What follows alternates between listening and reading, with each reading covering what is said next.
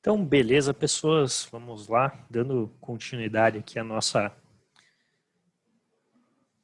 conteúdo de embarcados, essas motos passando. Cadê quando as motos passam? Então, dando continuidade aqui, hoje a gente vai ver aqui a parte de estruturas de memória, né? Quer dizer, vou fazer uma rápida revisão aqui com vocês da parte de estrutura de memória, né?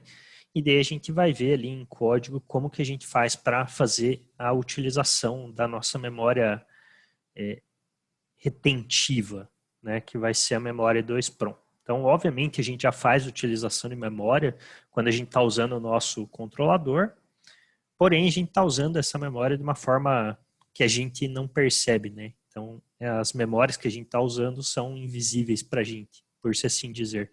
A gente está usando memória de dados, está usando a memória RAM aqui do sistema, mas a gente não precisa programar nada disso, né? Isso já é abstraído para a gente como desenvolvedor. No caso, o que eu quero mostrar para vocês hoje, obviamente, vai ser essa memória retentiva, que essa sim a gente tem que fazer configurações e tem que trabalhar nela em código para que a gente possa acessar. As outras duas, né, memória de programa e a memória RAM ali, a gente não precisa configurar nada, o próprio sistema já gerencia tudo isso para a gente, tá bom? Então, aqui, relembrando, né, nossa estrutura básica, isso serve para qualquer sistema embarcado e para qualquer sistema computacional, tá? Lembrem que eu sempre comento com vocês que essa estrutura acaba sendo igual, né? A diferença do sistema embarcado é que ele tem redução em cima de vários componentes e vários elementos dele, então ele tem menos memória, ele tem menos capacidade de processamento, ele é mais barato, então ele é para uma função específica, diferente do computador que é para uma função generalista, mas a estrutura básica é sempre a mesma, onde a gente tem ali a nossa unidade lógica, a gente tem a nossa unidade de controle e a gente tem a nossa memória. Então, o nosso sistema embarcado, o nosso controlador não foge disso, tá? E essas estruturas, elas são todas importantes porque elas não são autossuficientes. Não adianta nada eu ter uma unidade lógica e não ter memória, porque senão o sistema não vai funcionar. Então, a estrutura básica aqui de um computador, de um sistema computacional, sempre vai acabar tendo essas estruturas e hoje, no caso, o nosso foco aqui vai ser na parte da memória, tá? Aqui, né, só relembrando, né, que a ULA ali ela vai fazer a parte das instruções, né? Então, sem a ULA eu não consigo ter a execução das nossas instruções, então não tem como eu não ter um sistema que não tem a ULA, assim como eu não tenho como não ter a memória dentro do meu sistema, porque ele que vai fornecer todo o conjunto de instruções para a nossa ULA, para a nossa unidade lógica aritmética, para a nossa unidade de processamento, tá? Então, uma ela é totalmente dependente da outra, tá? Eu tenho que ter tanto a parte de instrução quanto a parte de memória dentro do meu sistema. E a memória em si, ela vai ser responsável por armazenar tudo que é informação dentro do nosso sistema, desde o código, né, nossa parte de memória de programa, a nossa memória de dados, que vão ser as variáveis que vão estar rodando,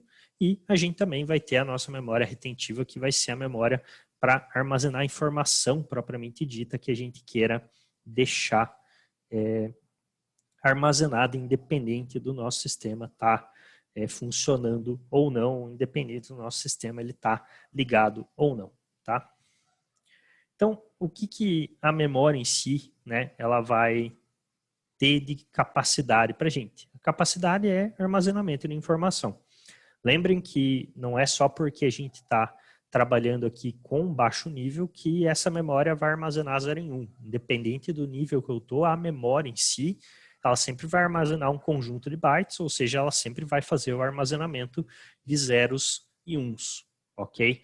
Então, quando a gente está em alto nível e manda armazenar algum arquivo específico, por exemplo, um MP3, eu não estou armazenando necessariamente aquele MP3, eu estou armazenando toda a informação binária referente àquele arquivo. Obviamente que uma coisa é, entre aspas, igual a outra, né? mas a gente não pode esquecer que a gente não tem um armazenamento direto das informações de alto nível. Elas sempre são convertidas para informações de baixo nível, zeros e uns, para poderem ser salvas na nossa memória, tá? E essa memória ela vai funcionar aqui como um conjunto de gavetas enumeradas, né? Esse seria o formato mais simples da gente entender a memória. Eu vou ter ali espaços pré-determinados que vão estar numerados e cada espaço vai ter uma capacidade máxima, ou, no caso, uma capacidade finita de bits para ser armazenado. Então, a memória ela tem um espaço limitado, ela tem um espaço finito e sempre vai ter um espaço fixo de bits ou de bytes para que eu possa trabalhar. Então, no caso de uma posição de memória em específico, ela vai ter uma quantidade de bits que vai poder ser armazenada dentro daquela posição. Então, aquela posição vai ter um número referente, vai ser o endereçamento dela, e ela vai poder armazenar especificamente uma quantidade finita de bits, ou aquela quantidade em especial. Então, o normal é que a gente tenha que cada posição de memória em si armazene 1 byte, 8 bits, né? Então, o que vai acontecer? Vai acontecer que se eu tentar armazenar uma informação que é maior do que aquela que cabe nessa gaveta, eu vou ou ter uma evasão de memória ou eu vou perder o meu dado, né? Aí vai depender de como que eu estou tratando esse dado em si, o que eu estou fazendo dentro do meu sistema. Então, eu perder o dado, obviamente, é muito ruim, e eu ter uma evasão de memória, obviamente, também é muito ruim, porque a evasão de memória, além de poder causar perda de dados, pode causar falhas de segurança dentro do meu sistema, né? Então, tem que tomar cuidado com a manipulação da memória em si para que eu possa executar corretamente esse armazenamento, né? Obviamente que a leitura depois também vai ser importante, mas a leitura em si, ela vai poder causar algum problema relacionado à perda de dados, não necessariamente de falha de segurança, mas a gravação desses dados pode causar falha de segurança dentro do meu sistema, seja ela uma memória retentiva, seja ela uma memória não retentiva, seja eu fazer algum tipo de processo de memória na pilha do sistema e tudo mais. Então, a memória em si, toda a memória do sistema independente pode causar bastante problema se ela for incorretamente manipulada, tá? E basicamente vão existir alguns tipos de memórias, né? Eu já estou aqui falando para vocês que a gente tem essas separações, né? Memória de dado, memória de informação, memória de programa, a memória de execução, né? Memória RAM, propriamente dita. Então, todas essas memórias, elas vão ter princípios diferentes, vão ter velocidades diferentes, capacidades diferentes, custos diferentes, e elas vão servir para que eu possa ter funções diferentes dentro do meu sistema. Obviamente que todas elas têm a mesma função, né? Todas elas vão executar a mesma ideia, o mesmo processo, tá? Mas elas vão servir para funções diferentes ali dentro do meu sistema. Quando eu falo funções diferentes, todas elas servem para armazenar, né? A diferença é o que elas vão armazenar, se é código, se é dado, se é variável do programa. Então, essa é a diferença, né? Mas todas elas servem para armazenar alguma coisa. Aí, aqui, um ponto importante, né? Que é qual que é o princípio de funcionamento da memória, né? Qual que é o passo a passo, qual que é a sequência lógica para que a gente possa fazer a utilização da memória. Então, primeiro, sempre a gente tem que endereçar essa memória, né? Então, a gente tem que selecionar qual que é o endereço que a gente vai utilizar, seja para uma operação de leitura, seja para uma operação de escrita. Então, tem que gerar uma definição de endereço, primeiro, antes de qualquer coisa. Depois que eu definir qual que é o meu endereço, depois que eu souber qual que é esse endereço, aí sim eu vou realizar a operação em si, se é uma operação de leitura ou se é uma operação de escrita. Só relembrando aqui, né, a leitura é quando eu vou pegar algum dado da memória e trazer para o meu processo, e a escrita é quando eu vou pegar um dado no meu processo e armazenar ela na memória, tá? Se for uma operação de escrita, eu tenho que fornecer qual que é o dado que eu quero escrever, obviamente, né? E, no caso, eu tenho que manter esse resultado estável. tá? Seja na escrita, seja na leitura, para que eu não tenha nenhum tipo de incoerência na hora da formatação do dado na memória. Isso porque a minha memória, ou praticamente todas as memórias, elas são gargalos dentro do sistema, principalmente as memórias retentivas, né? Elas sempre vão ter uma velocidade muito mais baixa do que a velocidade de processamento, que a velocidade da ULA, que a velocidade de barramento. Então a memória, ela normalmente é o gargalo do sistema. Então eu tenho que fazer com que esse dado esteja disponível para que a memória possa utilizar dentro do tempo dela. Então eu não posso, por exemplo, ficar escrevendo na memória constantemente na velocidade do processador. Ou seja, fazer com que o processador fique enviando dados para a memória de forma ininterrupta, sem uma pausa, por assim dizer. Por quê? A memória, ela vai receber o primeiro dado e vai começar a fazer a gravação. Ela nem terminou de fazer a gravação, o segundo dado já pode chegar, o terceiro dado já pode chegar. Isso vai fazer com que a minha gravação ou seja feita de forma incorreta ou que eu perca dado. Então, eu tenho que sincronizar essa parte de gerenciamento de informações, de gerenciamento dos dados. Eu não posso simplesmente mandar a informação e falar, se vire memória. Eu sou o cara que está gerenciando a memória, então eu tenho que também gerenciar esse tempo. Então, no caso, sempre é importante ou fazer um processo de pausa entre uma escrita e outra, não fazer essa escrita de forma constante, né, ininterrupta, sem nenhuma pausa, ou então criar mecanismos de segurança para que enquanto um dado esteja sendo escrito na memória, outro dado não possa ser escrito, né? Então sempre tem que fazer esse processo para que a memória funcione corretamente dentro do meu sistema e para que eu não cause nenhum tipo de incoerência no processo, tá? E daí por último ali, fazer a habilitação, desabilitação da minha memória, né, para fazer com que ela possa ou não responder ali o endereço de entrada ou do comando. Tá? Então, esse passo a passo é um passo a passo que sempre tem que ser seguido quando a gente vai trabalhar com a memória, né? No nosso caso em específico, memória retentiva. A gente tem acesso à memória de programa, a gente tem acesso à memória RAM, mas, né, por questões de segurança, a gente normalmente não faz esses acessos. Porque a princípio não tem motivo para a gente fazer isso, né? Já a memória retentiva, a gente tem motivos para acessar ela, que vai ser armazenar ou ler dados ao nosso favor, por se assim dizer, dentro do nosso sistema, dentro do nosso ambiente. Então faz sentido a gente acessar esta memória. Então, toda vez que a gente for acessar essa memória, por ser custosa em questão de tempo, por ela ser lenta e por ela ser um item que pode causar muito problema, a gente tem que sempre tomar esse passo a passo, tomar esse algoritmo aqui de execução para que não sejam causados nenhum problema, nenhuma deficiência dentro do meu sistema, tá? Aí algumas características gerais que a gente tem de memória, né? A gente tem a questão da capacidade dela, que vai ser a quantidade de informações que a gente pode armazenar. Lembrando que dentro do nosso controlador, essa capacidade ela é bastante reduzida, né? Então a gente não tem memórias absurdamente grandes com capacidades gigantescas, como é o caso de um computador, né? No caso, a memória retentiva do computador vai ser o nosso HD.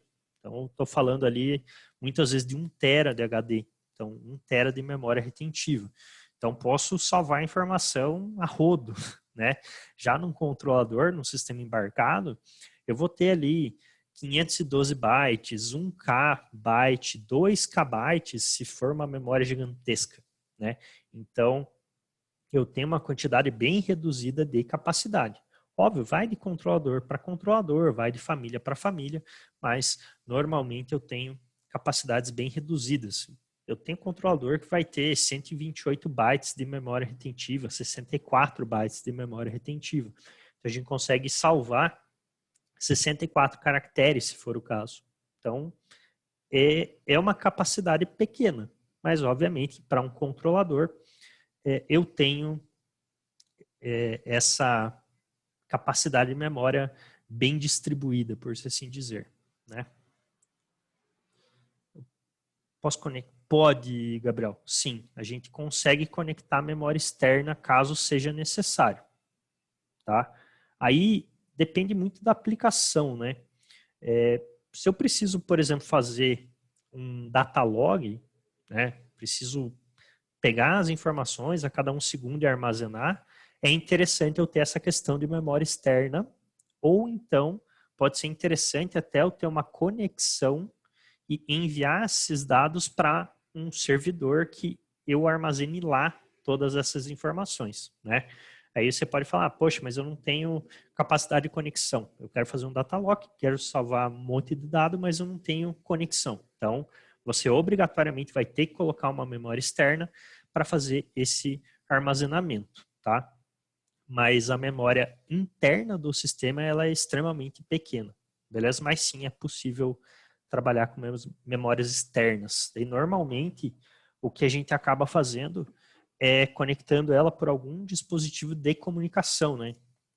Um I2C, um SPI, para fazer essa troca de dados. Mas, o que vai acabar acontecendo? Vai acabar acontecendo que essa memória externa, ela vai ter uma velocidade às vezes mais prejudicada do que a memória interna. Óbvio, depende de que tipo de memória que você está usando, de qual sistema de comunicação você está usando, mas sim, é possível, tá? Respondendo sua pergunta de uma forma mais direta, sim, é possível. Beleza?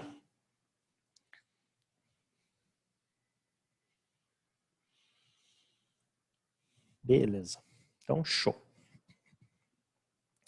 Outro ponto aqui é a velocidade, né? Essa velocidade que vai ser a taxa com que os dados podem ser lidos ou escritos ou gravados ali. Então, obviamente que quanto maior a velocidade, a princípio melhor vai ser essa minha memória e mais cara ela vai ser também, né? Velocidades maiores vão me causar, obviamente, um custo maior, mas isso vai fazer com que eu consiga gravar informações e receber informações de uma forma mais rápida. Então, quanto maior a velocidade, menor o gargalo que essa memória acaba me gerando, tá? E tem um outro tempo, que é o tempo de acesso, que é diferente da velocidade, que é o tempo que leva para endereçar a memória, né? E para que essa memória possa apresentar os dados válidos ali no nosso barramento. Então tem o tempo, tem a velocidade, que é justamente o tempo de escrita ou de leitura, e tem o tempo de acesso, que é o intervalo de endereçamento. Então são duas velocidades diferentes, tá? São duas coisas distintas. Eu posso ter uma velocidade muito alta para que os meus dados sejam lidos e escritos, mas o tempo de acesso, o tempo de endereçamento pode ser baixo, ou vice-versa. Então, as duas coisas podem gerar gargalo. O ideal, obviamente, é que ambos esses tempos sejam os mais altos possíveis para que eu tenha menos interferência da memória dentro do meu sistema. Mas, quanto maior vai sendo esses tempos, ou quantos melhores forem sendo esses tempos, vai fazer com que eu tenha um custo muito mais elevado, tá? A gente poderia pegar como um exemplo bem simples disso, justamente a questão do HD e da memória RAM, né? A memória RAM, ela tem uma capacidade bem menor, só que a velocidade dela é muito alta. O HD, ele tem uma capacidade muito grande, mas ele tem uma velocidade mais baixa. E se a gente comparar preço, né, por que não faz uma memória RAM de 1 tera? Porque senão seria um absurdo de caro. Porque por causa da velocidade dela, para que eu tenha essa capacidade de armazenamento, eu teria que ter um custo muito elevado, tá? Então, essas diferenças básicas em relação à velocidade, retenção, acabam sendo traduzidas ali no custo, tá? Aí os últimos dois pontos aqui, as duas últimas características mais gerais, é a parte de consumo, de potência, quanto que a minha memória dissipa em si, e a parte de custo. né? Obviamente que o custo ele pode inviabilizar um projeto, né? Dependendo do que eu for fazer. Então, eu tenho que entender que esse custo pode acabar sendo importante de ser analisado também. Lembrando que quanto maior a capacidade e velocidade, mais esse custo vai aumentando. Ok?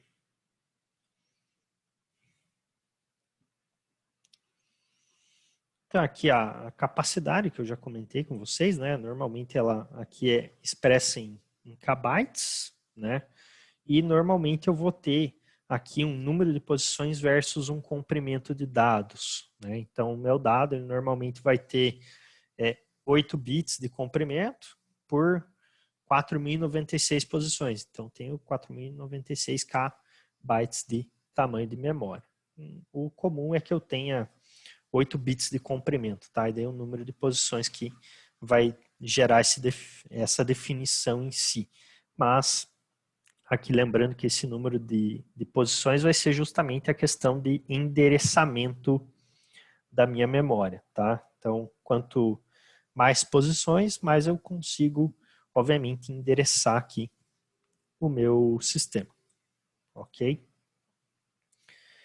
E aqui, questão de classificação das minhas memórias, né? Algumas classificações, só para vocês se lembrarem, a gente tem classificações aqui em relação ao acesso, a volatilidade, leitura escrita e armazenamento, tá? O que é importante para a gente nesse ponto, né? A classificação de acesso, que pode ser sequencial ou aleatória, né? No caso da classificação sequencial, a gente vai ter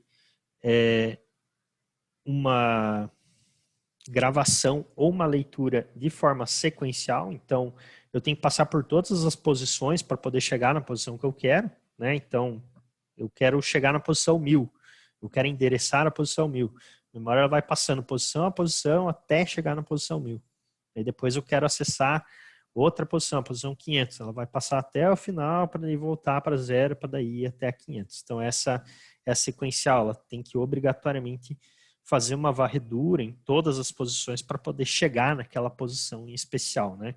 Então, estou na posição 1000, que ela lê a 999. Ela não pode voltar uma casa, ela tem que ir até o final, voltar para o começo e vir para 999. Né? Então, isso são acessos sequenciais. Obviamente que isso vai fazer com que a minha memória tenha um baixo custo, mas elas são extremamente lentas. Né?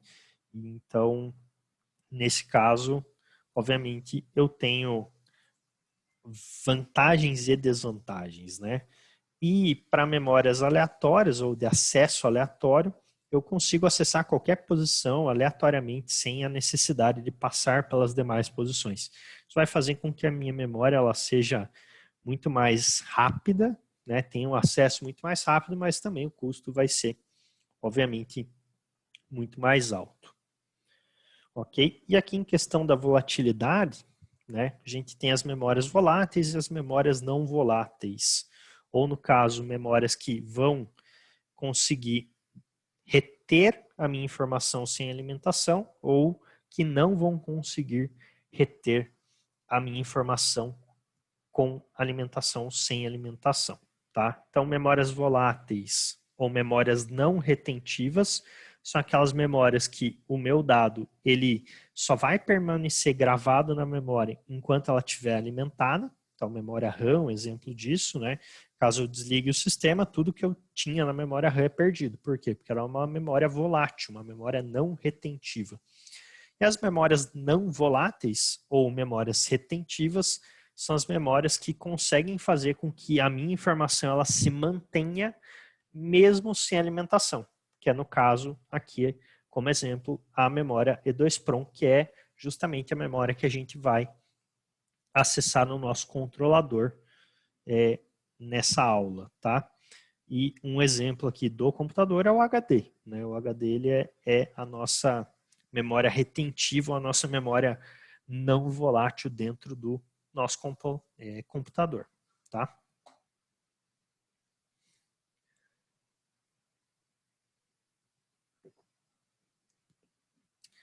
E aí, né, por mais que as nossas memórias, elas normalmente tenham comprimentos de 8 bits, praticamente todo lugar, uma posição de memória tem um comprimento de 8 bits, a memória em si, ela normalmente vai trabalhar para armazenar uma palavra, tá? Então, óbvio, vai depender da arquitetura que eu estou trabalhando, o tamanho da minha palavra. Mas, para adiantar aqui, a nossa arquitetura ARM, que é a arquitetura que a gente está usando de 32 bits, a palavra do sistema tem 32 bits. Então, quando a gente vai fazer um armazenamento na memória, a gente vai fazer o armazenamento de uma palavra. Ou seja, a gente vai armazenar 32 bits, 4 bytes. E cada posição de memória tem justamente 1 byte de tamanho. Então, sempre quando a gente faz o armazenamento de uma palavra no nosso sistema, a gente está consumindo 4 posições de memória. Tá? Então, isso também é importante para a gente saber calcular a quantidade de informações que a gente consegue armazenar dentro da nossa memória, né? A nossa capacidade ali, ela acaba sendo, digamos assim, minimizada ou piorada, entre aspas, quando a gente está trabalhando aqui com palavras, né? No caso, se a gente pegar este exemplo aqui, que é de 4.096 por 8, quer dizer que eu tenho 4.096 posições de 8 bits, de 1 byte.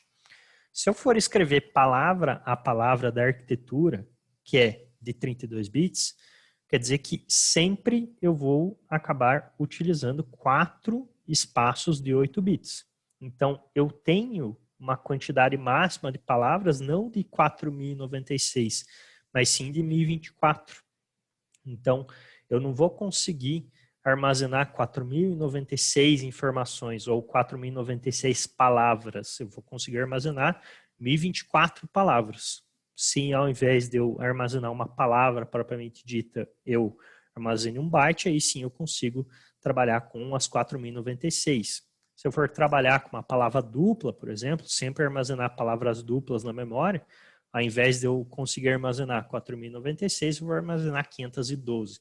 Então, esse tamanho dos dados que a gente... Opa! Deixa eu voltar aqui. Então, esse tamanho dos dados que a gente acaba armazenando acaba, obviamente, gerando uma influência na quantidade de dados armazenados dentro do nosso sistema, dentro do nosso controlador. Tá? A gente não é obrigado necessariamente a usar sempre a palavra como base de armazenamento. A gente pode trabalhar com outras variáveis, mas o comum, por se assim dizer, é trabalhar com a palavra. Ok? Beleza? Tem aí, pessoas, uma revisão rápida aí de memória para vocês. Só para vocês relembrarem um pouquinho.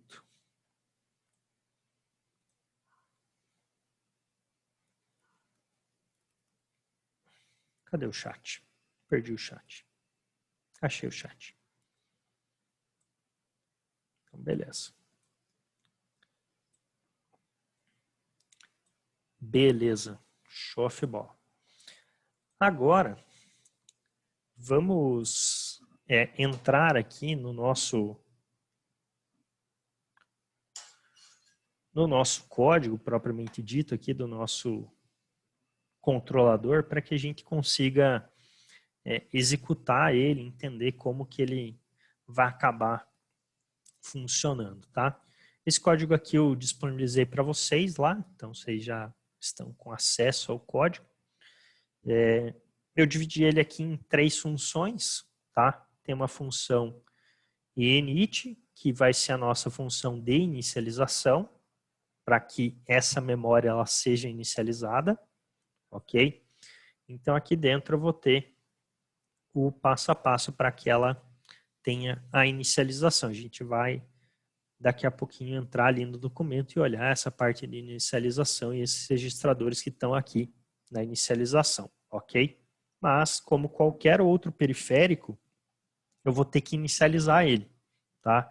Então, vou ter que vir aqui, habilitar a memória, ou melhor dizendo, né, habilitar o clock na memória.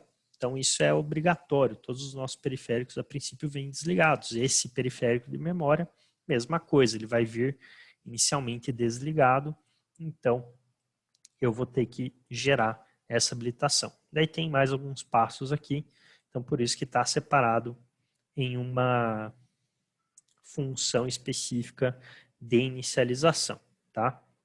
Aí eu tenho outras duas funções aqui, uma função de escrita e uma função de leitura, tá? Então, a função de escrita, ela vai, obviamente, escrever um valor na minha memória, e a função de leitura, ela vai ler um valor da minha memória, tá? Aqui vocês até podem reparar que essas duas funções, elas são parecidas, né? Elas têm basicamente a mesma estrutura, né? Justamente porque elas têm o mesmo formato, né? Que é aquele acesso à memória, o endereçamento, a espera e daí sim a organização do dado ali propriamente dito, tá? Então, elas justamente vão acabar usando os mesmos registradores, o mesmo processo para que a gente consiga executar as mesmas coisas, tá? E daí aqui embaixo, né, tem o main, aonde eu chamo aqui a função de init, verifico se ela é igual a zero, né? Daqui a pouco eu explico do porquê disso. E daí aqui dentro o while, para daí a gente testar a memória, tá? Aí a gente vai fazer aqui algumas escritas, algumas leituras para ver como que funciona, se funciona de verdade ou se é tudo uma mentira. Beleza? Então, mais ou menos essa estrutura aqui. Agora deixa eu abrir aqui para a gente o nosso documento para a gente dar uma olhada, tá? Então, aqui no nosso documento, a gente tem um capítulo específico sobre as memórias, né? Que no caso, esse capítulo ele fala sobre todas as memórias internas, então ele descreve todas as memórias e tem o funcionamento de todas elas e como que funciona cada uma, tá? Então, no caso aqui, a gente pode ir direto para EPROM, né, que é a memória que a gente quer acessar nesse momento, tá? Caso vocês queiram, também dá para olhar as outras memórias, mas as outras memórias são memórias que a gente não faz acesso normalmente, tá? Como memória de dados, memória RAM, então vai ficar acessando essas memórias, tá? O que a gente pode acessar é a nossa memória não retentiva para armazenar informação, armazenar dado, tá? Então, a princípio não tem por que fazer acesso às demais memórias, então por isso que eu vou vir aqui direto para E2PROM, tá? Então essa memória E2PROM aqui, ela é uma memória que tem 2 KB de tamanho. Então ela tem 2048 posições, cada posição com 8 bits, ok? Então desta forma, ela é uma memória que tem 512 posições de 32 bits, tá? Ou seja, ela pode armazenar 512 palavras, ok? Então, eu tenho uma memória aqui de 2K bytes, ou seja, 2048 posições de 8 bits.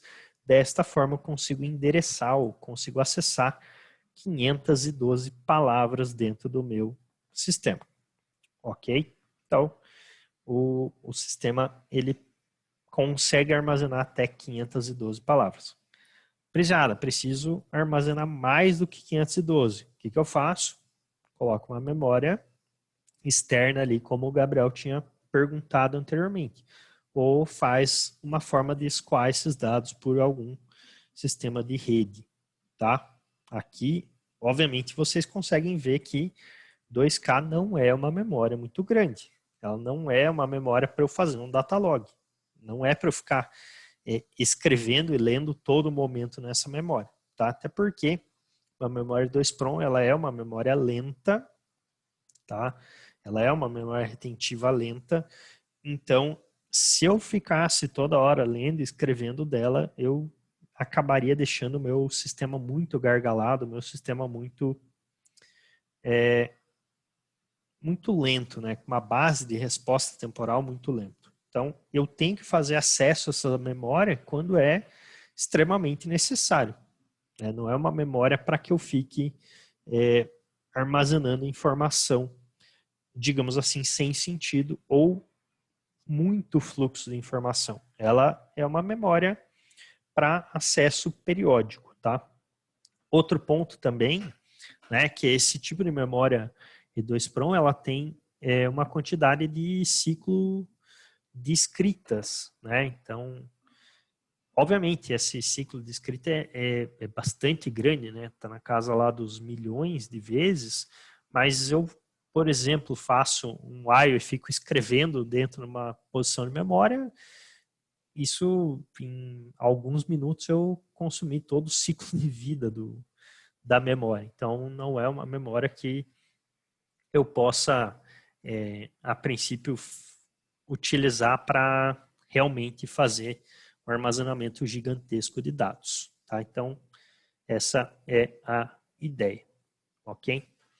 E aqui um outro ponto desta memória é que ela trabalha aqui em uma separação de 32 blocos, né, onde cada bloco vai ter 16 palavras, ou seja, 64 bytes. Isso é uma separação específica aqui dessa arquitetura, tá? Então pensem como se eu tivesse ali uma memória, essa memória ela está segmentada em 32 blocos, tá? Não é nada específico, nada muito diferente, não tem nenhum problema em ter essa segmentação, é mais para que eu possa ter acessos diferentes ou para que eu consiga organizar melhor as informações que estão sendo armazenadas dentro do meu sistema, tá? Eu tenho também questão de segurança dentro dessa memória, posso fazer utilização de proteções, né? Caso eu ache necessário. Isso é interessante, essas questões de proteções, para que acessos externos sejam dificultados, né? Tem toda uma característica ali de possibilidade de segurança, tá? Aí tem uma aula lá que eu fiz sobre especificamente segurança, depois se vocês quiserem dar uma olhada, eu passo lá para vocês, tá? E aqui tem toda a questão de explicações, né? Como sempre aqui dentro do componente dentro do componente não, dentro da documentação explicando como que o componente funciona, qual que é os pontos específicos, né? O que eu tenho que usar, o que eu tenho que deixar de usar para o meu sistema ser funcional, tá? Então, aqui também explica um pouco das proteções, o que eu posso usar de proteção, posso usar com palavra passe, sem a palavra passe, com senha ou sem senha, então eu consigo gerar umas questões de proteção aqui para essa memória também, tá? Aí eu consigo fazer isso por blocos, então posso ter blocos acessíveis de formas diferentes. Não necessariamente preciso fazer isso, mas é uma possibilidade que o sistema me gera, tá? Então aqui chegando na parte de inicialização e configuração da nossa memória propriamente dita, né? Aqui o que acontece, né? Eu tenho que obrigatoriamente inicializar com a ligação do nosso módulo. Então, obrigatoriamente, eu tenho que habilitar o clock dentro do nosso sistema, ou dentro deste periférico, assim como todos os outros. Então, esse periférico precisa ter o clock habilitado pelo RCGC E2PROM, tá? E aí, a partir disso, que começa a configuração propriamente dita, né? Aqui, primeiro, ele pede uma inserção de 6 ciclos de clock. Né? Essa inserção a gente pode fazer numa forma de um delay mais simplificado, com um for ali, com um while específico, ou eu posso fazer a utilização propriamente dita do timer para fazer essa contabilização, tá? Esse delay que é inserido, ele é inserido por dois motivos, basicamente, né? O primeiro é que a memória, ela é um periférico lento, então ela vai levar um certo tempo para ser inicializada, e também que toda vez que ela é inicializada, ela tem aqui um processo de inicialização, né? Existem basicamente aqui alguns pontos de inicialização, aonde eu tenho, digamos assim, uma pré-verificação do funcionamento dela, né? Então, ela vai inicializar, vai se auto-verificar, entre aspas, para ver se o funcionamento está todo correto, né? E daí, a partir disso, que ela vai realmente entrar em estado funcional. Então, por isso que eu tenho esse delay inicial aqui, tá? Para que ela realmente inicialize, para que no próximo momento que eu for tentar acessar algum registrador dela, que ela realmente esteja inicializada, tá? Então, nesse caso, eu tenho esse delay em específico.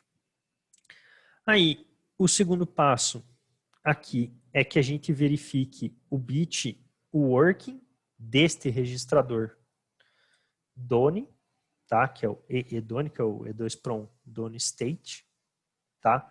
Para que a gente verifique se ela ainda está inicializando ou não, né? Então, eu tenho que dar esse delay e depois verificar se esse processo de inicialização, se ele já terminou ou se ele não terminou, tá? Então, se esse bit working tiver em nível lógico baixo, quer dizer que o sistema já terminou o processo de boot dele, por se assim dizer, né?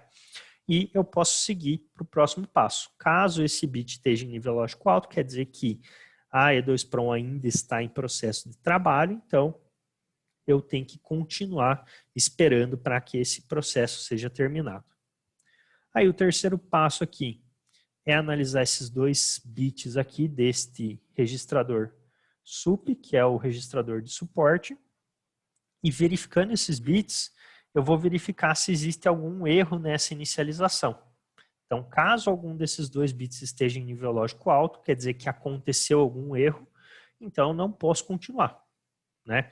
Se esses dois bits estiverem zerados, quer dizer que não aconteceu nenhum erro nesse processo de inicialização da memória, então eu posso continuar normalmente, tá?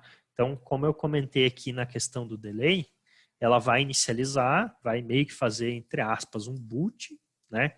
Não posso chamar de boot porque, a princípio, eu teria que bootar o software, não é a palavra mais correta, boot, mas para que fique entendido aqui, né? Ela faz essa ligação, ela faz esse processo de análise para identificar e mostrar para o desenvolvedor se está tudo ok ou não, tá? E daí eu tenho que verificar esses bits. Se tiver tudo ok, eu vou para o próximo passo. Se não tiver ok, eu retorno e indico para o desenvolvedor que tem um problema. Feito isso, eu tenho que resetar o módulo.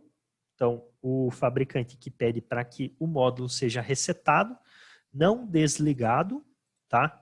Então, eu não vou desabilitar o clock e habilitar de novo. Eu vou dar um reset no sistema para que ele continue com o clock, continue energizado, mas que ele faça esse processo de boot, entre aspas, novamente, tá?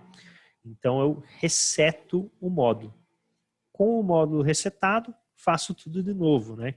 Então, dou os 6 ciclos de delay, verifico se está em processo de working e depois verifico se foi ou não retornado os erros ali no nosso sistema, tá? Então, no caso, esse processo ele é feito 2 vezes. Ah, Priscila, por que é feito 2 vezes?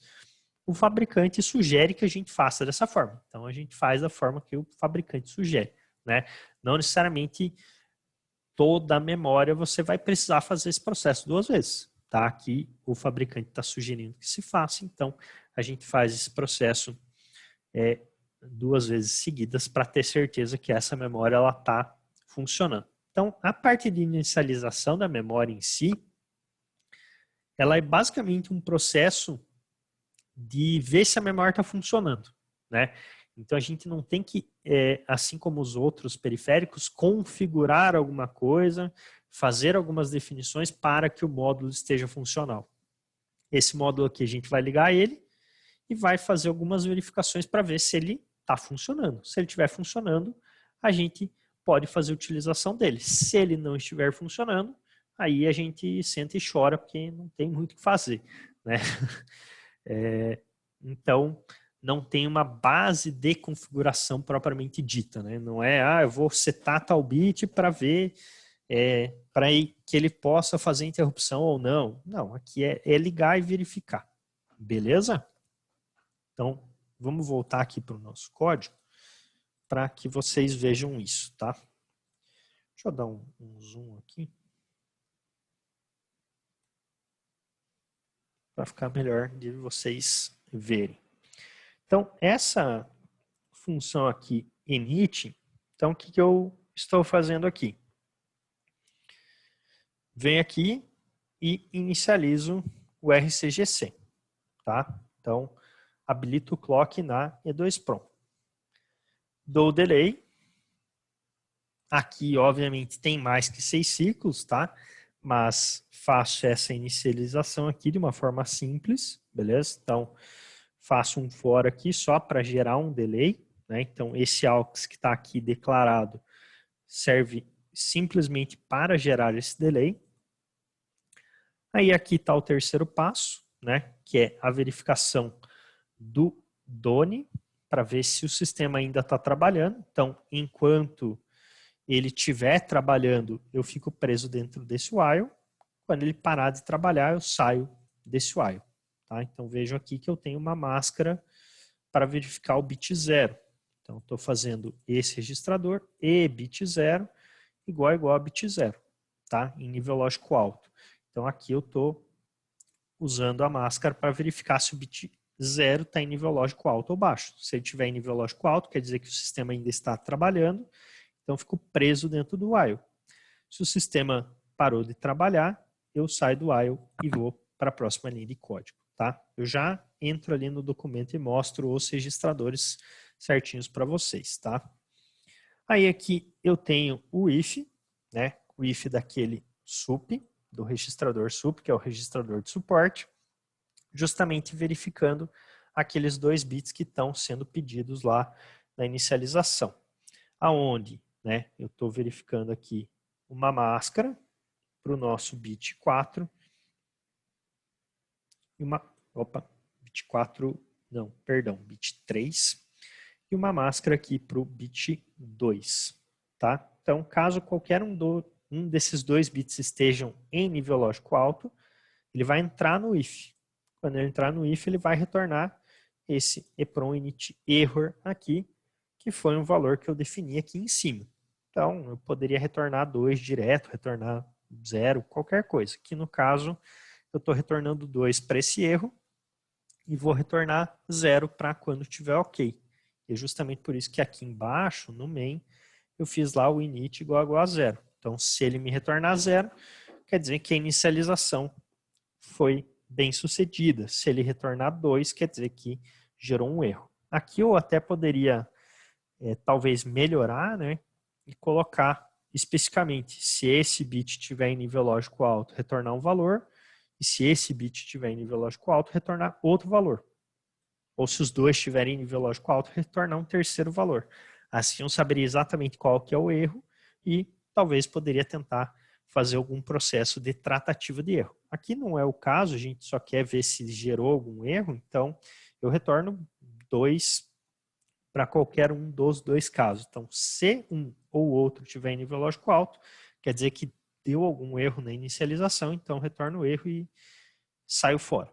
Beleza? Então, não tem uma tratativa de erro aqui, tá? É só uma verificação mesmo.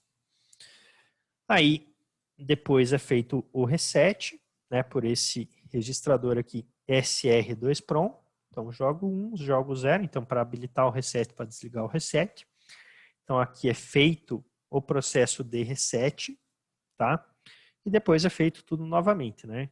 Os 6 ciclos, verificação do bit working no DONE e a verificação dos 2 bits no sup, tá? Mesma coisa de que está aqui em cima. Passou por tudo isso aqui e não gerou nenhum erro, eu dou esse retorno de EPROM OK, que é o 0 que eu defini aqui, poderia ser qualquer valor, tá? Defini arbitrariamente. Então, quando ele retorna, ele vai retornar esse 0, que está tudo certo, então eu posso continuar a minha utilização da E2PROM, tá? Então, essa aqui é a nossa função de inicialização da E2PROM. Então, vejam que, realmente, eu só segui ali o passo a passo que está no documento, habilitando, dando delay, fazendo as verificações necessárias, resetando, dando delay, fazendo as verificações e retornando OK no final. Então, não tem nada de configuração propriamente dita, tá? É um pouco diferente dos demais módulos, é só uma análise mesmo, tá? Agora vamos dar uma olhada nesses registradores aqui, só para a gente ter certeza, tá? Então, primeiro, vou entrar aqui neste RCGC E2PROM, tá? Então, esse registrador aqui é o registrador que controla o clock da EPROM. No caso, registrador de 32 bits, sempre registrador de 32 bits, por causa do tamanho da arquitetura, aonde do bit 31 ao bit 1 é reservado, ou seja, praticamente todos os bits são reservados. O único bit que é acessível é o bit 0, que tem essa função R0, que é justamente a função que vai ligar ou desligar o clock da E2PROM. Então, caso nível lógico baixo no bit 0, o módulo vai estar desabilitado. Caso a gente jogue nível lógico alto no bit 0, o módulo ele vai estar habilitado, tá? Então, aqui, obviamente, para que a gente possa habilitar esse módulo, a gente tem que jogar nível lógico alto do bit 0, que seria equivalente a 1, ou 0x01, ou qualquer valor unitário nesse bit, tá? Então, esse é o nosso registrador do RCGC E2PROM. Então, se a gente olhar aqui no nosso código, tá aqui, RCGC E2PROM igual a 0x01, tá? E voltando aqui, então, 539.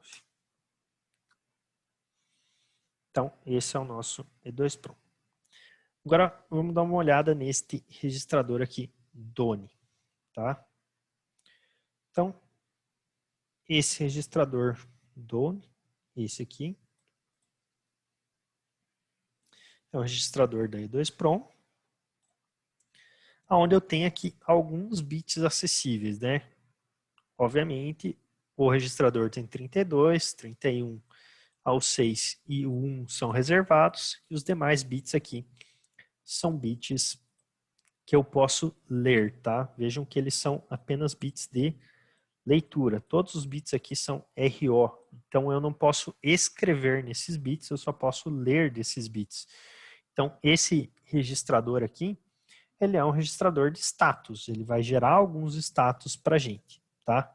Então, aqui eu tenho o busy, né, do write, eu tenho write without permission, caso eu não tenha permissão para escrever, então daí, caso não gere esse erro, está nível lógico baixo, esse cara, caso gere esse erro aqui, ele vai me gerar esse cara em nível lógico alto. Esse busy aqui também está relacionado à tentativa de escrita, tá? Então, se tiver alguma tentativa de escrita em progresso, esse cara está em nível lógico alto, se não, está em nível lógico baixo. Aqui, esse bit 3 é para copy, então, se a E2PROM não está copiando nada nível lógico baixo, se ela está fazendo alguma cópia nível lógico alto, então são todos bits de status, tá? Para indicar alguma coisa dentro do meu sistema. O importante aqui é justamente esse bit working, tá? Para gente, deste registrador, que é o bit 0. Caso esse bit esteja em nível lógico baixo, a E2PROM ela não está fazendo nenhum trabalho, Então quer dizer que ela não está executando nenhuma ação. Esse not working não quer dizer que ela não está funcionando no sentido literal, do tipo, ela estragou. Não. O not working aqui é dela não estar executando a atividade no momento. Não é ela não está funcionando.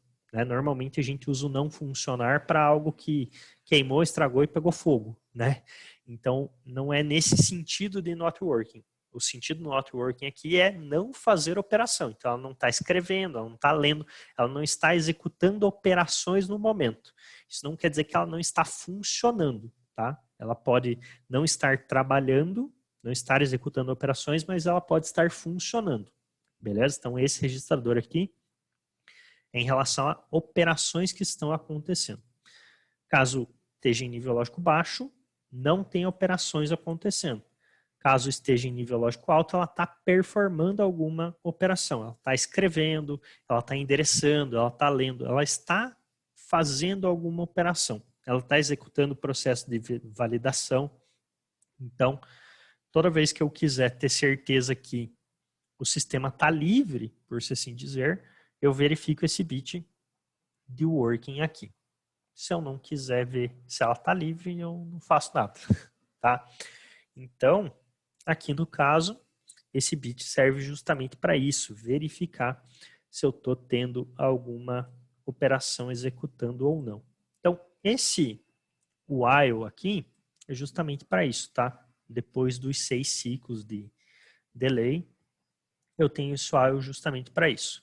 Então, caso ela esteja executando alguma operação, o que vai acontecer? Vai acontecer que o bit 0 vai estar em nível lógico alto. Então, se o bit 0 e esse 0x01 forem iguais ao 0x01, ou seja, bit 0 em nível lógico alto, eu mantenho dentro do while. Quer dizer que ela ainda está executando alguma operação. Então, eu vou ficar aqui esperando que ela termine essas operações para que eu possa ir para o próximo passo. Tá? Então, quando o bit 0 for para nível lógico baixo, ela sai desse while, esse while deixa de ser verdadeiro, e daí ela vai para a próxima instrução. Tá? Então, isso aqui serve para que eu espere o sistema terminar de executar todas as operações. Tá bom?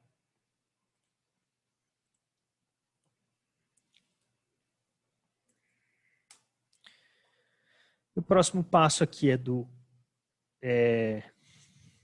SUP, né? Do suporte. A gente tem que verificar esses 2 bits aqui, Petri e o Hetri. Tá? Então, cadê? Aqui. Aqui é o nosso registrador de suporte. Tá? Então, o nosso registrador de suporte aqui, ele vai ter esse bit 3 e bit 2, que são os 2 bits que pedem para serem analisados. Tá? Percebam que a gente, como todo registrador, tem 32 bits, né? Dos quais do 31 ao 4 são reservados. E aqui bit 3, 2, 1 e 0 são bits acessíveis. Esse bit 3 e esse bit 2, que são os bits que a gente precisa analisar, são bits do tipo RO. Então, nesse caso aqui, a gente só vai ler valores dele. Tá? Nesse caso, esses 2 bits, eles vão indicar falhas caso a gente esteja com eles em nível lógico alto. Tá? Então, esse bit aqui, Petri, ele é a parte de programação. Então, se ele tiver em nível lógico baixo, a parte de programação da memória, ou seja, toda a parte de estruturação dela, de endereçamento, leitura e escrita, não falhou. Então, ela faz esse pré-teste, digamos assim. Então, ela não falhou. E caso esse bit aqui esteja em nível lógico alto, quer dizer que aconteceu algum problema. Né? Então, falhou esse processo de endereçamento da minha memória. E o bit 2 aqui é o bit de erase, esse eretro aqui. Então, no caso, se ele estiver em nível lógico baixo, o apagamento funcionou normalmente, não teve nenhuma falha. E caso ele esteja em nível lógico alto, quer dizer que essa parte de apagamento teve algum tipo de problema, tá? Então, esses 2 bits, eles estão basicamente mostrando para a gente problemas antes da utilização da memória propriamente dita. Então, antes da memória realmente ser utilizada, é feito esse processo interno de verificação e, caso tenha algum erro em algum ponto da memória, algum desses 2 bits vão estar em nível lógico alto. Por isso que é feito aquela análise primária ali para ver se eles estão em nível lógico alto ou baixo. Se está em nível lógico baixo, eu não tive falha nenhuma, sigo o processo. Se algum deles está em nível lógico alto, teve algum tipo de falha, eu tenho que parar o meu processo e fazer alguma coisa, né? Ou simplesmente não utilizar a memória, tá? Então aqui a gente tem 2 máscaras, né? Uma máscara para o bit 3 e uma máscara para o bit 2. Então qualquer um deles que esteja em nível lógico alto vai entrar no if e retornar erro. Beleza? Então, aqui no caso um dos 2 bits esteja em nível lógico alto, entra, retorna erro, que é no meu caso aqui esse 2, e segue o barco, tá? Ambos os bits vieram zerados. Antes os bits vieram zerados, o que acontece? Ele vem aqui para o reset, faz esse reset e aí faz todo o processo de novo. Beleza?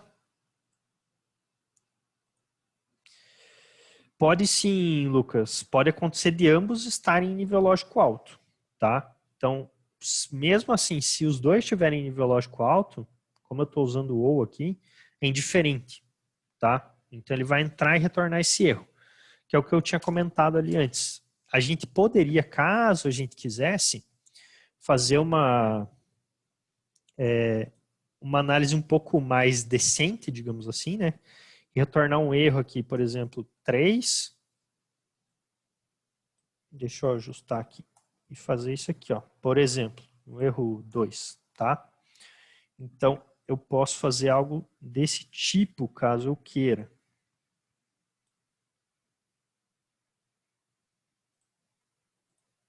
Tá? Eu tipo, caso ele dê esse erro aqui, eu retorno um valor específico. Caso ele dê esse erro, eu retorno outro valor. Assim eu saberia qual que é o erro, né?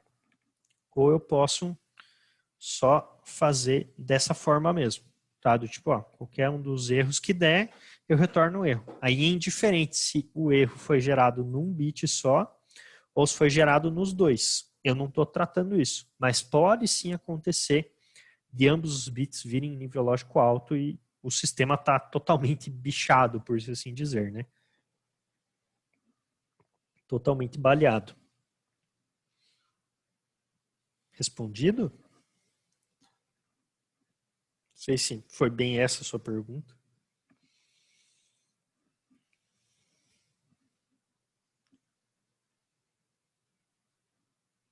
Sim? Então beleza. Então, show de bola. E aqui é o mesmo processo, tá, galera? Então, mesma coisa, eu só reseto. Em vez de usar o RCGC2PROM, uso esse SR2PROM, que é o de reset. Então, ele só reseta o processo, não desliga, não desenergiza o sistema, ele só reseta logicamente. E daí depois é feito aqui de novo o mesmo processo. 6 ciclos de clock, working e os 2 bits do SUP para verificar erros. Passou por tudo, EPROM, init, ok. Então quer dizer que a minha memória inicializou corretamente e funcionalmente. Tá? Então, essa aqui é a nossa inicialização.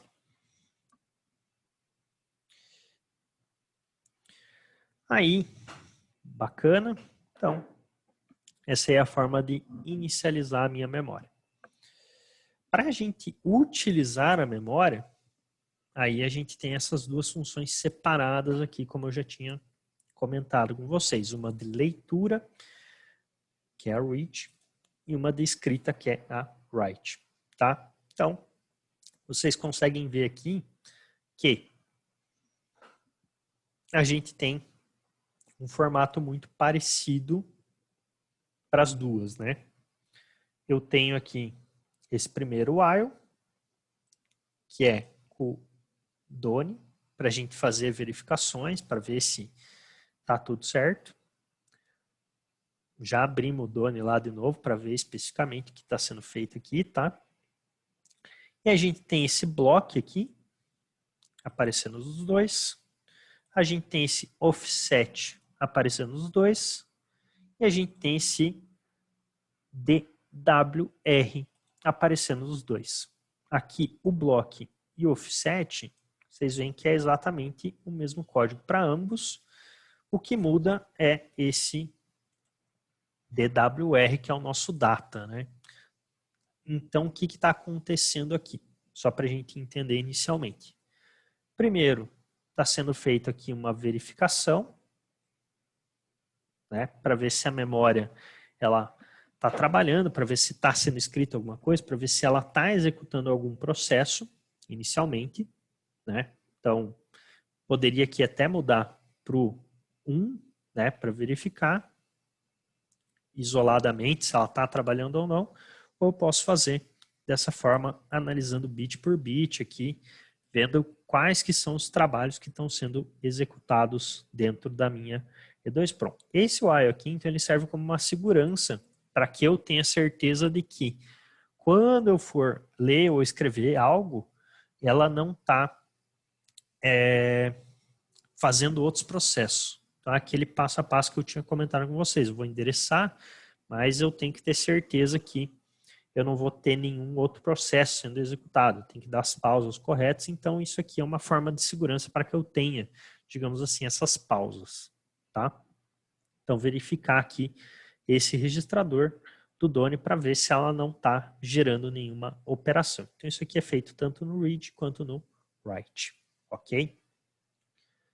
Aí a gente tem aqui o block e o offset em ambos exatamente iguais. Por quê? Esses dois registradores aqui, eles vão servir para que a gente enderece, para que a gente faça um endereçamento do nosso, da nossa memória, tá? No caso aqui, a gente faz esse endereçamento duplo, por se assim dizer, tá? Como a memória ela tem aquelas 512 posições de palavras, só que elas estão separadas em 32 blocos, aqui no caso a gente precisa endereçar o bloco primeiro e depois endereçar qual posição do bloco que eu quero. Tá? Então, no caso, o nosso bloco ele tem 16 palavras cada bloco. Então, o meu offset é de 0 a 15. Tá?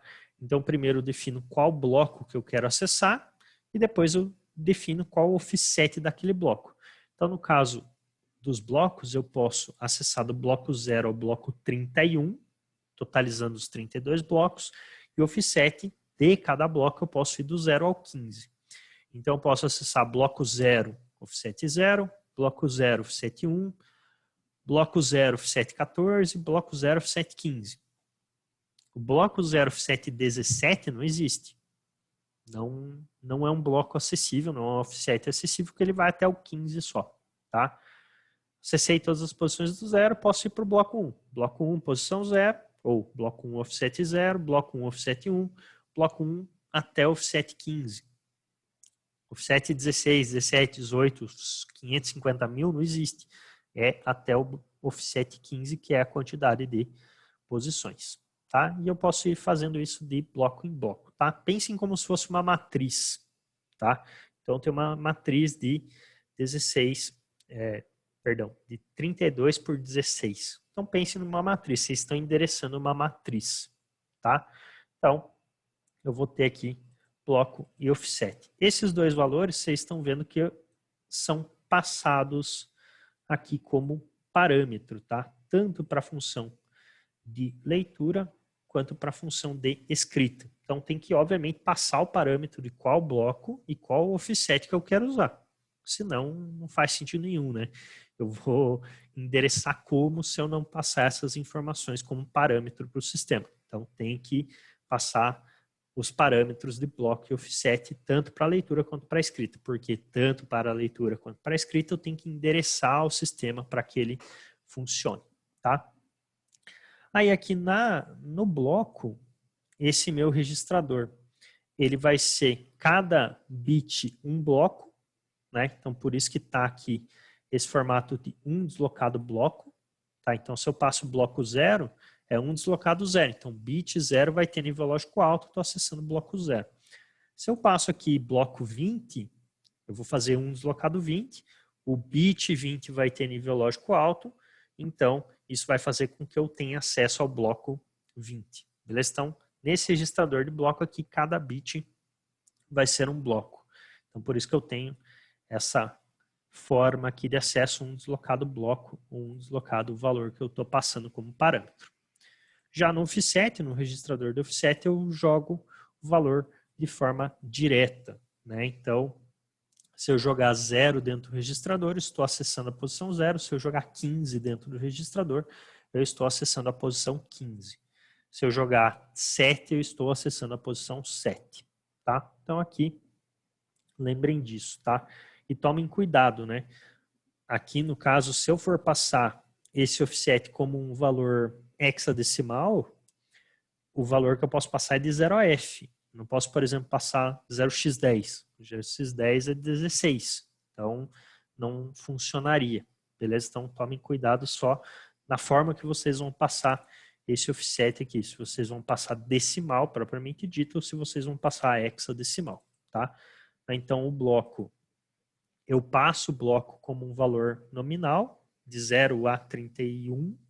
O próprio código se encarrega de qual bit que vai ser acessado corretamente, tá? E no offset eu também jogo o valor nominal. Beleza? Então eu fiz dessa forma aqui por uma facilidade. Assim é o jeito mais simples de gerar esse acesso, tá? E como eu sempre disse para vocês, as operações aqui bit a bit, esses deslocamentos e essa codificação aqui em hexa é o que acaba mais sendo performático para a gente em relação a desenvolvimento, né? Acaba sendo a forma mais simples e mais eficiente da gente desenvolver, tá? Então, esses dois aqui servem como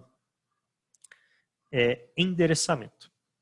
E esse último registrador aqui é o nosso registrador de dado, tá?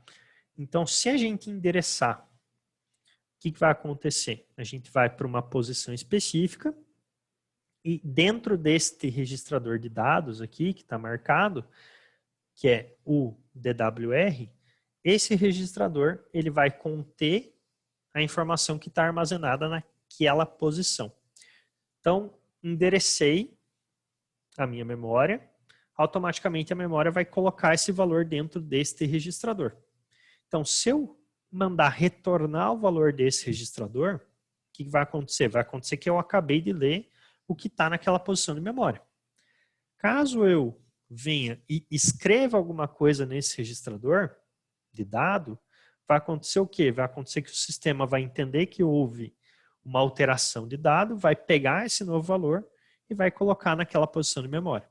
Então é o mesmo registrador, tanto para escrita quanto para leitura. Tá? Então é um único registrador bidirecional que quando a gente retorna ele, a gente está lendo o valor daquela posição de memória e quando a gente coloca um valor dentro desse registrador, a gente está escrevendo alguma coisa nessa posição de memória. Tá? Então, vejam que a função read, ela obviamente retorna aqui o int 32, ela retorna uma palavra completa, e a função write, ela coloca essa palavra aqui, que também é um parâmetro que está sendo passado, dentro do registrador. Então, o que muda para ler e para escrever é o direcionamento do registrador de dado. Todo o resto, vejam que é exatamente igual. Tá? Então, mudei o direcionamento do registrador de dados, eu estou lendo ou escrevendo da memória. Tá? Então, esse aqui é o nosso processo da memória. E aqui no caso também um outro ponto é que a gente está sempre escrevendo em palavra, tá? Ou seja, 32 bits. Então a gente está fazendo utilização de 4 em 4 posições de memória quando a gente utiliza dessa forma. Mas a gente não precisa se preocupar, tipo, eu usei 4 posições, tem que pular 4 offsets. Não, você vai pulando de um em um, porque o sistema aqui, cada offset é realmente uma palavra, ou seja, 4 posições de memória. Tá? Então, cada offset são 4 posições de memória.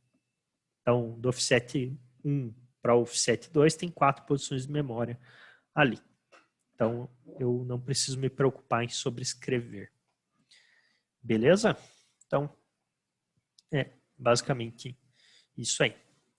Agora, vamos testar aqui esse nosso sistema, tá? Como que eu vou testar ele? Eu vou vir aqui e vou usar a função write. Beleza? Então, vou vir aqui e vou usar a nossa função write. A gente vai passar aqui 3 parâmetros, tá? 0, 0 e fale um número aí, qualquer, por favor. Só para vocês verem que eu não estou mentindo. 2. Então, 2, tá? Então, o que eu estou passando de parâmetro aqui? Primeiro, o bloco. Então, vou escrever no bloco 0, no offset 0. Então, eu estou escrevendo na posição 0, 0 da matriz da memória aqui. Então, bloco 0, offset 0. E eu estou escrevendo a palavra 2. Então, vou pegar o valor 2 e escrever esse 2 dentro da memória. Beleza? Então, aqui eu estou, no caso, escrevendo o valor numérico 2 dentro da posição 0 e 0 da memória. Tá? Então, a minha ativa aqui está ligada nesse momento. Então, vou aqui, vou debugar o código. Então, vou escrever o valor numérico 2 dentro da posição 0 e 0 da memória.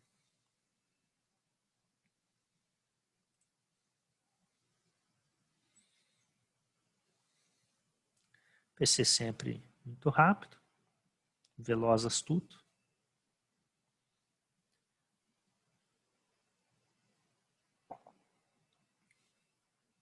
Opa, onde deu erro?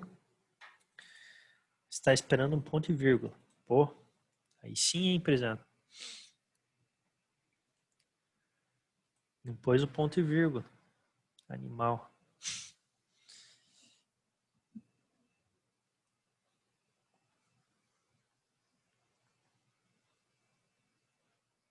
Agora foi.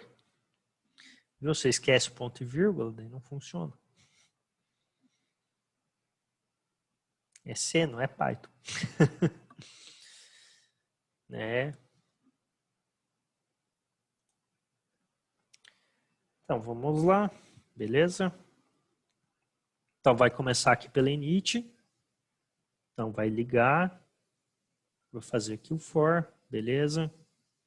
Passou ali pelo while, já não estava mais trabalhando. Beleza, passou ali pelas verificações, então ele não gerou nenhum erro.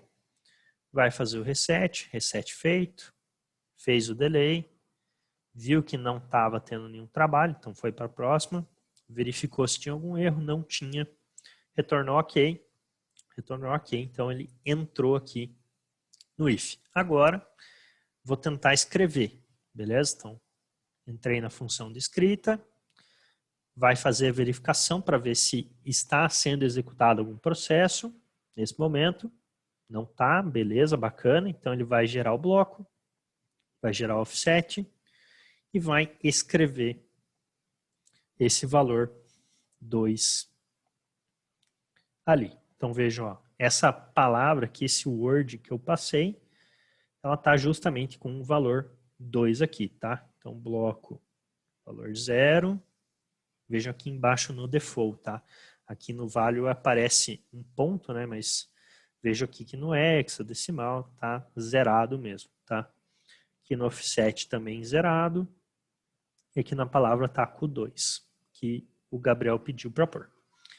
Então, ok, passou, caí aqui dentro do while. Beleza? Então, eu armazenei alguma coisa na memória. Ponto. Tá? O que eu vou fazer aqui agora? Desligar ativa. Ó, vejam que LEDzinho caiu, meu debugger morreu porque eu acabei de desligar a ativa. Beleza? Então ela está sem energia nesse momento. Agora eu vou vir aqui, eu vou fazer o seguinte. Por ativo do lado, vou fazer a função read agora. Então read, e vou usar o mesmo bloco e o mesmo offset, ok? Porém, vou colocar isso dentro de uma variável, int32 underscore t. Eu vou chamar ela aqui de verifica, que ela vai receber 0 aqui inicialmente. Beleza? E eu vou fazer aqui o verifica receber o retorno dessa função read. Então, depois disso, isso aqui, essa nossa variável verifica, tem que ter o valor 2, né? Foi o que a gente armazenou na memória, tá? Então, ativa aqui está desligada. Vou ligar ela. Então, ligou, beleza. Agora, vamos fazer o processo de novo para ver se vai dar boa. Vamos ver se eu não esqueci ponto e vírgula agora. Não, show de bola.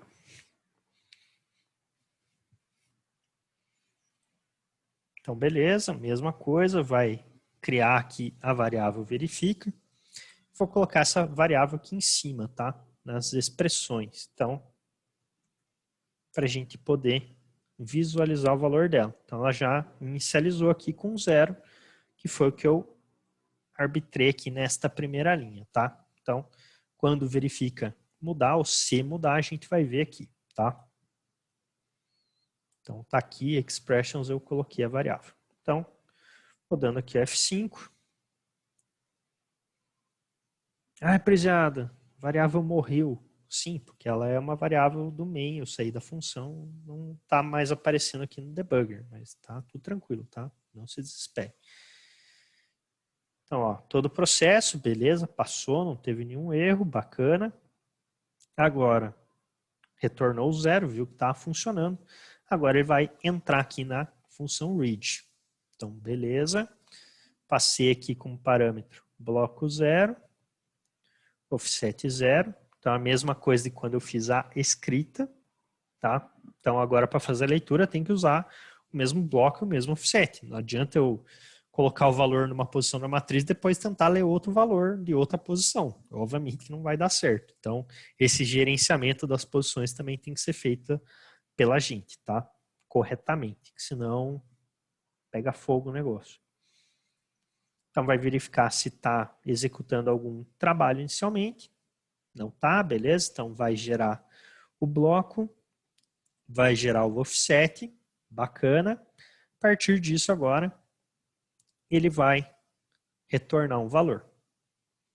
Então, retornou o valor, vai jogar esse valor dentro do verifica, e o que eu tenho lá dentro é o valor 2.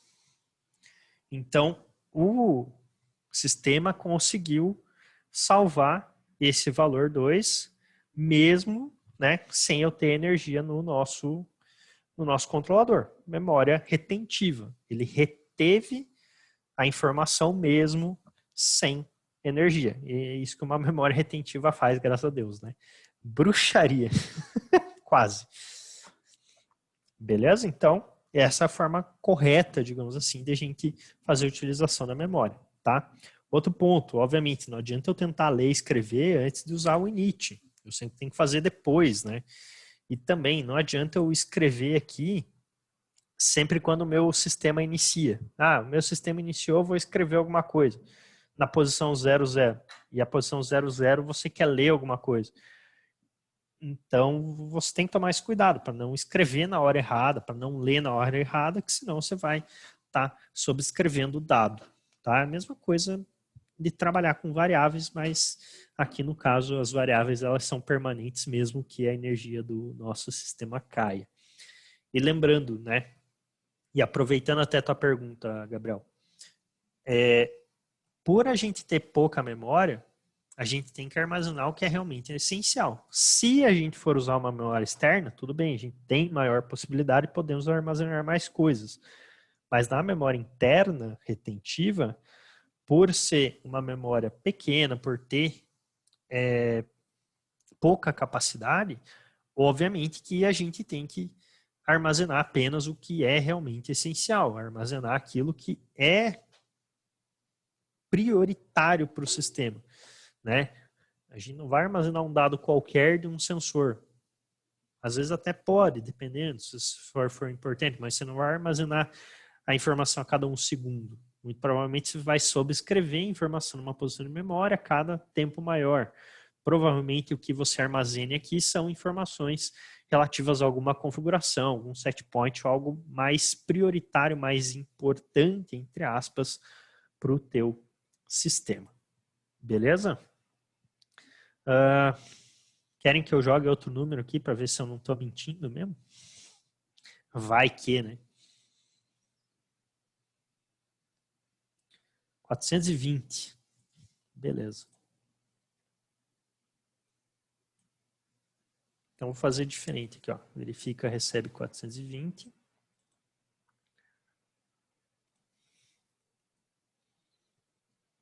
Para vocês verem que também posso fazer dessa forma, tá? Verifica. Vou jogar na mesma posição, tá? Para realmente sobrescrever aquele 2 e ver se tá tudo funcionando, tá? Vou mandar recompilar. Ele vai compilar esse novo código aqui, armazenar ele. Agora usei a variável aqui, joguei o valor dentro da variável, só para vocês verem que eu não preciso necessariamente usar um valor, né? Eu posso usar uma variável, tá? Então vejam que a minha ativa está aqui, não estou mentindo. Então, ó, verifica 420, vai fazer todo o processo. Beleza, funcionou, passou, ok. Vai entrar aqui no write. Então, ó, bloco está zerado. Meu offset está zerado. E a minha palavra tem o 420.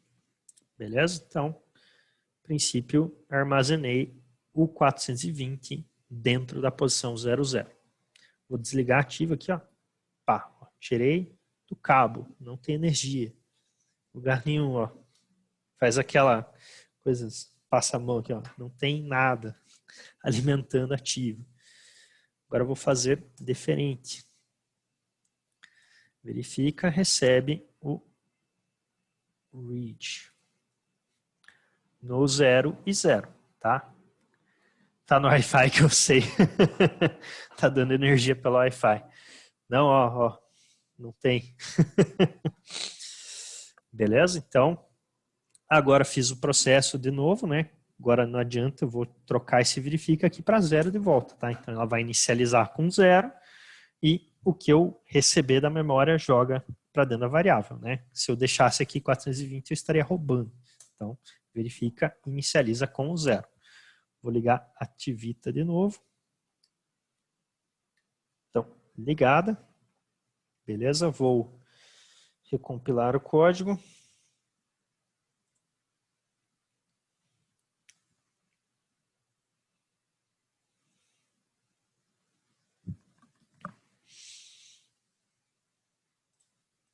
Beleza, mesma coisa. Vai entrar o verifica que recebeu 0, beleza. Vai entrar aqui no init, vai ligar, vai dar o delay, vai fazer as verificações, resetar, dar o delay, verificar de novo, retornar 0, quer dizer que deu tudo certo. E agora vai entrar na função de read. Função de read aqui. Recebeu o bloco 0, offset 0, então mesmo bloco e mesmo offset que foi escrito o valor 420. Vai verificar aqui se está executando alguma coisa. Não está executando nada, beleza. Vai fazer a indexação do bloco, vai fazer a indexação do offset, ou seja, vai endereçar bloco e offset, vai pegar o que está nessa posição, colocar no registrador de dados e a partir disso vai retornar. E o que retornou ele vai colocar dentro da variável verifica. 420. Então, pós a linha de código aqui, ele coloca o valor correto, o valor que eu tinha armazenado naquela posição de memória. Então, princípio, funcionamento padrão aqui da memória. Eu desligo o sistema, E mesmo com ele desligado, obviamente, eu tenho a retenção da informação. Por isso que é uma memória retentiva. Beleza, pessoas? Dúvidas, perguntas, questionamentos?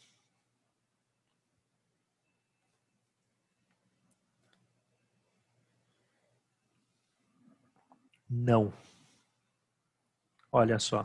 Tá dominado. Mais fácil que isso. Código pronto ainda. Porra. Sim, Gabriel.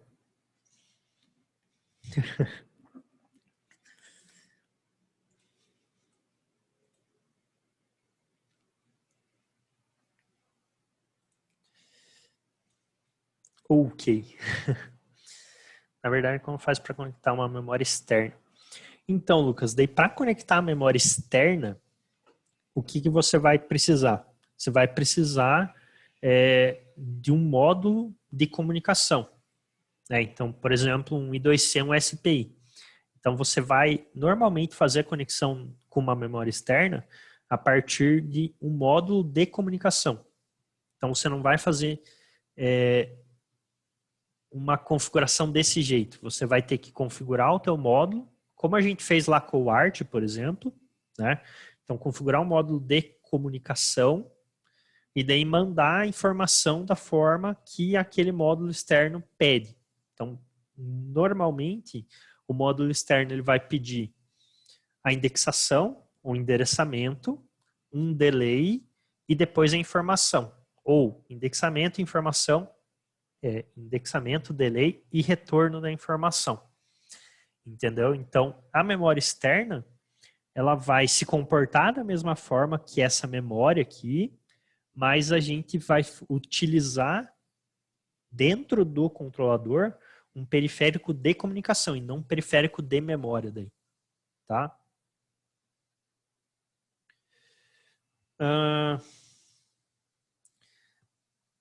Então, você até pode conectar qualquer memória, mas aí talvez se torne um processo muito trabalhoso. Como assim? Eu posso, por exemplo, pegar esse cartão aqui e conectar, tipo, isso aqui. Tipo, vou vir aqui, vou fazer uma conexão direta. Eu posso fazer isso, tá? Porém, eu vou ter que entender como todo aquele processo de conexão funciona e muito provavelmente eu vou ter que usar GPIOs para fazer isso. Então, vou conectar ali os pinos da memória nos pinos da GPIO e eu que vou ter que fazer todo o processo de jogar um bit para alto, jogar um bit para baixo, dar os delays todos certinhos, entendeu? Então, eu posso fazer isso, mas torna um processo muito complexo, muito trabalhoso, que muito provavelmente não vale a pena. Então, normalmente vale muito mais a pena você fazer a utilização de um módulo externo que tenha um elemento de comunicação para que você possa utilizar da comunicação para fazer esse processo. Daí você coloca essa parte de indexação de memória e todo esse processo de comunicação mesmo entre pinos para que esse módulo faça. Mas dá para fazer sim, tá, Gabriel? Mas se torna muito trabalhoso, ok? Mas dá para fazer, você pode conectar o que você quiser ali. Só que daí você tem que entender que parâmetro que você tem que passar, qual que é o delay, quanto tempo em nível lógico alto, quanto tempo em nível lógico baixo, o que, que significa cada coisa, para que serve cada pino, beleza? Mas dá para conectar. Mas é mais fácil usar um módulo de comunicação para fazer isso. Respondido?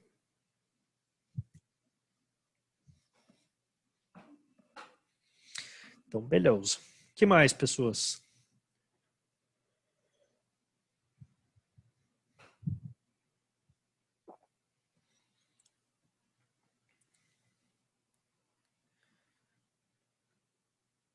Não é nada? Então, beleza. Então, por hoje é isso. Valeu!